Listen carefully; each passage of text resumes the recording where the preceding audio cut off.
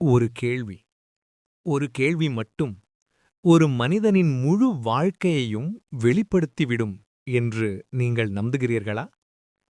சில நேரங்களில் மனிதன் சொல்வது பொய்யல்ல. ஆனால் அவன் எடுக்கும் தேர்வுதான் உண்மையை கத்திக் காட்டும். இந்தக் கதை சத்தமில்லாமல் ஒரு குற்றவாளியை தன்னால் தானே ஒப்புக்கொள்ள வைத்த தெனாலிராமனின் அதிசய அறிவின் கதை. விஜயநகர அரசவை.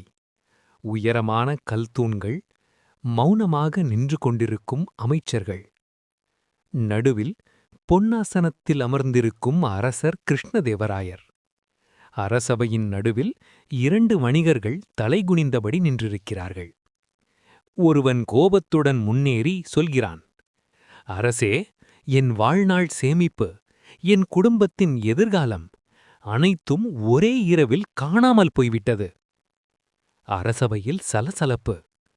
உடனே மற்ற வணிகர் நடுங்கும் குரலில், அரசே, நான் நிரபராதி.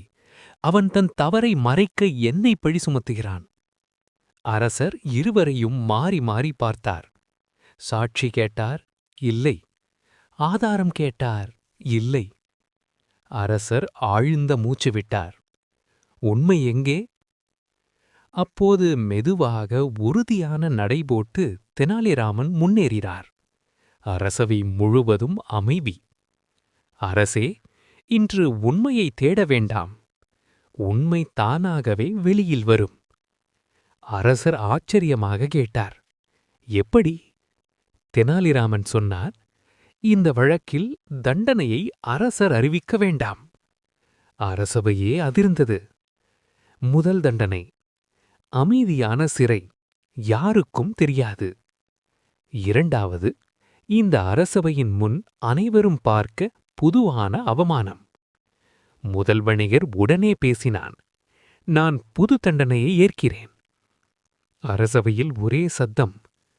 மற்ற வணிகர் வியர்வையுடன், அரசே, நான் சிறை தண்டனை. தெனாலிராமன் மெதுவாக சொன்னான், உண்மையுள்ளவன் துன்பத்தை ஏற்றுக்கொள்வான், ஆனால் அவமானத்தை அல்ல. குற்றவாளி தன் முகத்தை காப்பாற்ற எதையும் செய்வான். முதல் வணிகர் தலையை கைகளால் பிடித்தான். இனி முடியாது. நான்தான் திருடினேன். மனிதன் சொல்வது பொய்யிருக்கலாம், ஆனால் அவன் எடுக்கும் தேர்வு எப்போதும் உண்மையை சொல்லிவிடும்.